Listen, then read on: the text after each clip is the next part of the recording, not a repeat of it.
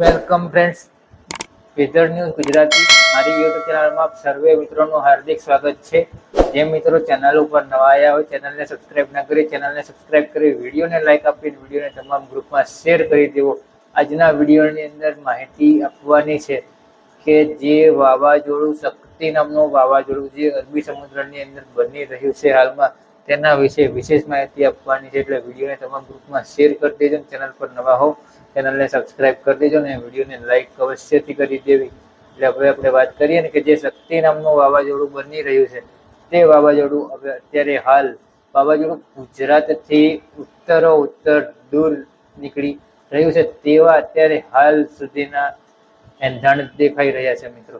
અને ઘણી ન્યૂઝ ચેનલના મારફતે પણ એવું જ સાંભળવા મળ્યું છે, એવા જ ન્યૂઝ આવી રહ્યા છે કે જે વાવાઝોડું છે તે અત્યારે હાલ ઉત્તર દક્ષિણ દિશા તરફ એટલે કે જે ભારતથી દૂર નીકળી રહ્યું છે.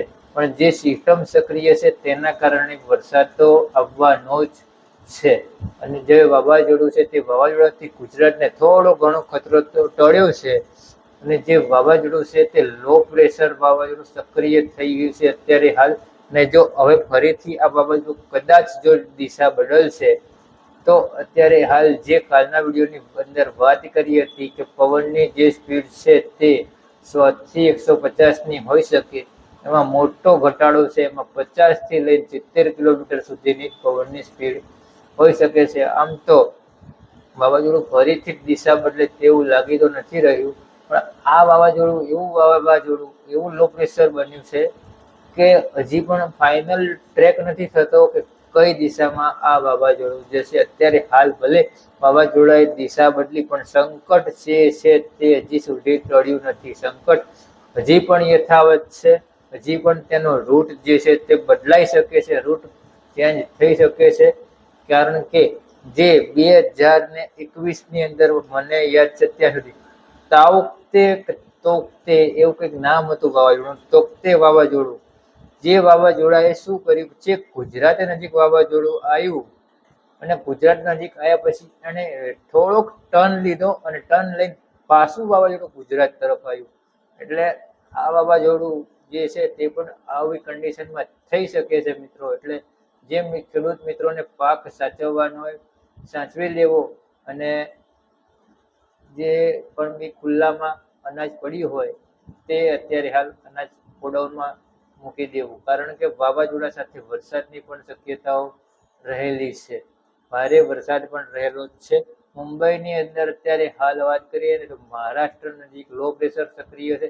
મુંબઈમાં હજી પણ અતિથી અતિ ભારે વરસાદ પડી શકે છે. મુંબઈની આસપાસના વિસ્તારો અડીને આવેલા દક્ષિણ ગુજરાતની વાત કરીએ ને તો ત્યાં પણ વરસાદનું પ્રમાણ વધારે રહી શકે છે.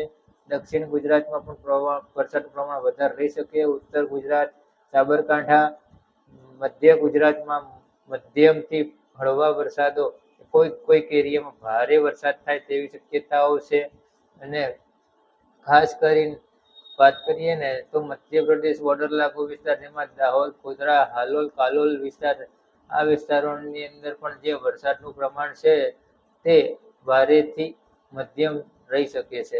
અને પવનની જે સ્પીડ છે તે 50 થી 70 કિલોમીટરની આસપાસ રહી શકે. જેવી રીતે કાલે જે આપણે એક વાવાઝોડું જોયું હતું જેમાં લગભગ વડોદરાનું હતું કે એવું કંઈક હતું, જેમાં મિની વાવાઝોડું જ હતું, જેમાં પવનની સ્પીડ અચાનક જ વાવાઝોડું ખબર નહીં 50 કિલોમીટરની આસપાસ મિની વાવાઝોડું બન્યું હતું. આ વાવાઝોડું જે છે એ ઘણા બધા બેનરોને ઉખાડીને લઈ ગયું હતું. આવા પણ સમાચાર અપડેટ મળી રહ્યા હતા મિત્રો.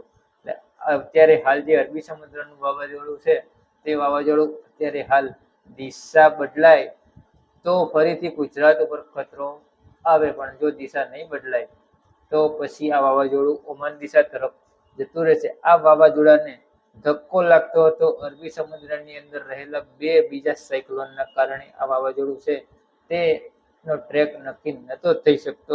હજી પણ તે વાવાઝોડાનો ધક્કો તો લાગી જ રહ્યો છે, પણ ટ્રેક જે છે તે બદલાઈ ગયો છે. વાવાઝોડાની વિશેષ માહિતી આ વિડીયોની અંદર આપી મિત્રો. તો આજના વિડીયોની અંદર અત્યારે હાલ પૂરતું આટલું જ.